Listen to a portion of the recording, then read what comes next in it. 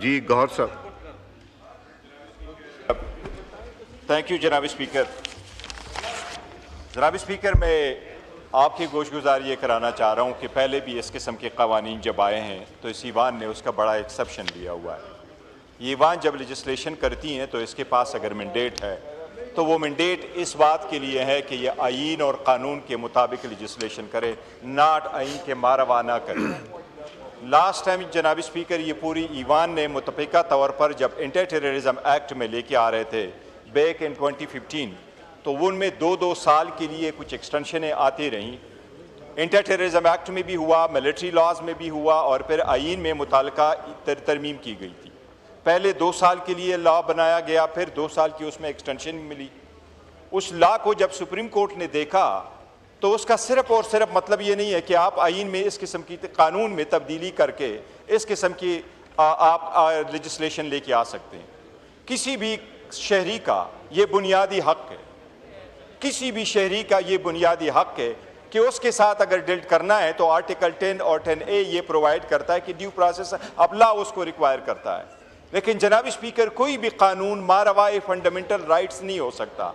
Fundamental rights के सिवा ये रेजोल्यूशन जिस वक्त ये लेके आ रहे हैं कि आप ये प्रपोज कर ले, जनाब स्पीकर, मैं इसमें से जिस लॉ को अभी इसके बाद ये प्रेजेंट करना चाह रहे हैं उस लॉ पे मैं और वजीरी कानून साहब बैठे, इनके नोटिस में होगा कि फुल सुप्रीम कोर्ट ने कहा था, फुल सुप्रीम कोर्ट ने, कि ये इस किस्म की कवानीन बुनियादी हकूक के मुतसादिम हैं, ये आप पास नहीं कर सकते।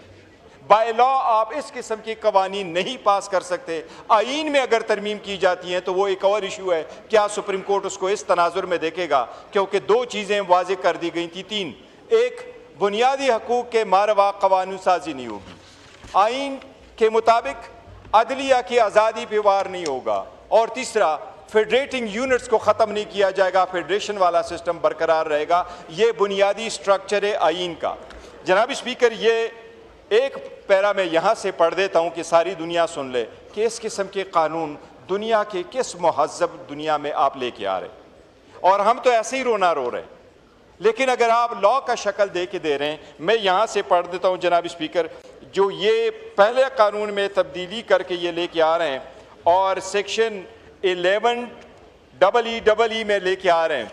ये देखिए जनाब स्पीकर, सेक्शन 1 में नया जो लेके आ रहे हैं वो ये है, द गवर्नमेंट का लफ्ज़ ये फर्स्ट टाइम इंट्रोड्यूस करा रहे हैं, ये सब्सटीट्यूट करा रहे हैं, पूरा का पूरा इंसर्शन नहीं कर रहे। The government are where the provision of section 4 have been invoked the armed forces or civil armed forces, as the case may be, subject to the specific or general order of the government in this regard for a period not exceeding 3 months, and after recording reason thereof, issue order for the preventive detention of any person who has been concerned in any office under this act relating to the security or defense of Pakistan or any part thereof, or public order relating to targeting, killing, kidnapping for ransom, extortion, bata, the maintenance of supplies or services, and against whom a reasonable complaint has been made or credible information has been received or a reasonable suspicion exists of having been so concerned for purpose of inquiry, provided that the detention of such person, including detention for further period after 3 months, shall be subject to the provision of Article 10 of the Constitution. जनाब speaker, पहली बात तो ये है कि 3 महीने पहले रखो, 3 महीने बाद में रखो। पहला सेकंड वाला आईन के आर्टिकल 10 पे सब्जेक्ट है, पहला वाला आप सस्पिशन को बेस बना के कहते हैं। पूरे दुनिया में किसी बंदे को कोई टच नहीं कर सकता अनलेस जो वर्ड इस्तेमाल होता है वो है प्रॉबेबल काज। कोई प्रॉबेबल काज के बगैर, सस्पिशन के बगैर मैं नहीं समझता कि ये आईन और कानूनी है। जनाब स्पीकर, ये ईमान के साथ ज्यादती है। आवाम का इस पार्लियामेंट पे पहले से ट्रस्ट ख़त्म हो चुका है ऑलमोस्ट। इदारों पे भी मुतनाज़ हो गए, इदारों पे भी ट्रस्ट ख़त्म हो रहा है। इसलिए जो आप ऑपरेशन भी कर रहे हैं, जहाँ सही भी हो रहा है वो भी लोग शक की निगाह से देख रहे हैं। जनाब स्पीकर, इस वक्त जब इस तरह आवाम के ट्रस्ट का ये ख्याल हो, उसमें ये लॉ इंट्रोड्यूस करना, और वो भी इतनी अर्जेंसी में, कभी आपने इसको इस तरह के गैर आईनी कानूनी तौर पर आप इस लॉ को लेके आ रहे, हम इसकी मजम्मत भी करते हैं और उससे रिक्वेस्ट करते हैं। ये वो हालात नहीं है जब आप इस लॉ को लेके आए। आपके पास और भी मेंटेनेंस ऑफ पब्लिक ऑर्डर भी तो मौजूद है, 1960 से चला आ रहा कानून है, उसमें तो भी लोगों को रखा जाता है। टेररिज्म को ये इख्तियार दे के, एंटी टेररिज्म इदारों को ये इख्तियार दे के, ये अवाम की बुनियादी हकूक़ की सरासर खिलाफ वर्जी। जनाब स्पीकर।